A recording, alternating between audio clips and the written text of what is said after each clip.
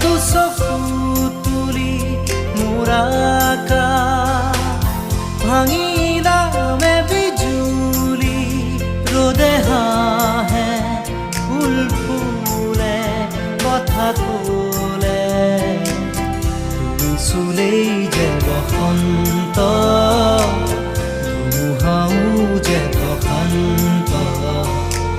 তোমাৰ মাজতে জীৱন্ত